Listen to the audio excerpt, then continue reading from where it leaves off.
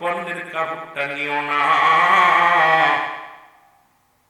চাচাই বলে বাতিজারে তুমি কালেমা ছেড়ে দাও, না হয় পণ্যের কাপড় ছেড়ে দাও।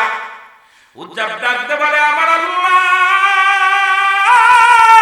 রব্বে করিম, তুমি বলে দাও মালিক, তুমি বলে দাও গো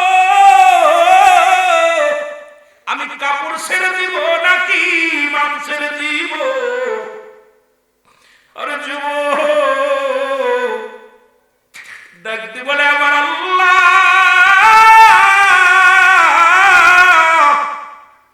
আমি কাপড় ছেড়ে দিব নাকি ইমান ছেড়ে দিব? ইলহামের মাধ্যমে খবর আসে উজ্জাবে কাপড় ছেড়ে দিলে তুই কাপড় পাবি, ইমান ছেড়ে দিলে জাহান্নামে যাবি।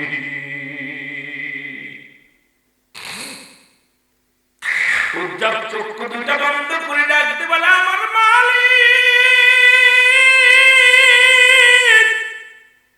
দুনিয়ার দিলাম পোশাক ছেড়ে গো, এই পোশাকের প্রয়োজন নাই, এই পোশাক আমি ছেড়ে দিলাম। সঙ্গে সঙ্গে পোশাকটা ছেড়ে দেওয়া চক্ষু দুইটা বন্ধ করে এক দড়ি পোশাক ফেলে দিয়ে দৌড় শুরু করলো। দৌড়ে দৌড়ে মায়ের কাছে চলে গেল। মাকে ডাকতে বলে মা, মা দেখে 18 বছরের যুবক উলঙ্গ অবস্থায়। আমার বাবারা মা দেখে 18 বছরের যুবক পরনে কোনো কাপড় নেই। মা দেখে যখন ঘরের মধ্যে দরজা লাগায় দিল, ছেলে ডাক দেখো মা, ও মা, মা গো শোনো গো মা, আমি তোমার কলিজার টুকরা সন্তান, আমি হুজ্জাব তোমারে ডাকছি গো মা। মা বলে বাবা আমার কোনো ছেলে নাই, আমার কোনো মেয়ে নাই। ও বাবা ডাকতে বলে মা আমার বাবার নাম অমুক, মা গো তোমার নাম অমুক, আমার নাম এই। তখন মা গো আমি আল্লাহকে পাওয়ার জন্যে, কালেমা পড়ার জন্যে মা গো আমি খানা বন্ধ করে দিছে আমার চাচায়, সম্পদ থেকে বঞ্চিত করছে আমার চাচায়, আজকে পণ্যের কাপড়টা খুলে নিছে গো মা, কোনো দুঃখ নাই, আমি কালেমা ছাড়তে রাজি গাই।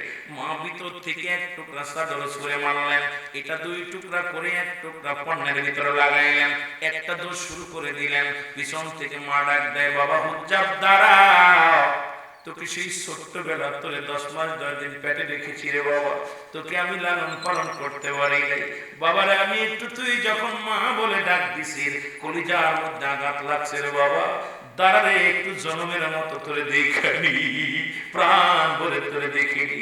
উজ্জাব বলে মা, মা যে কালেমা পড়ার কারণে, যে নবীর ভালোবাসার কারণে, জাল্লারে পাওয়ার জন্যে মা গো পণ্যের কাপড়টা পর্যন্ত দেয়া লাগছে, সেই নবীর কদমে যেন আমি যেতে পারি গো মা, দোয়া করো গো মা। রাসূলুল্লাহর কদমের মধ্যে চলে গেলেন। হুজ্জাব বেহুশে জমিনের মধ্যে পড়ে আছে। অনেক লম্বা ইতিহাস গো মুসলমান শোনো। এবার নবীজি সাহাবীরা হুজ্জাবকে নিয়ে রাসূলের কদমে দাঁড়া করলেন। নবীজি বললেন তোমার কি হয়েছে বলো।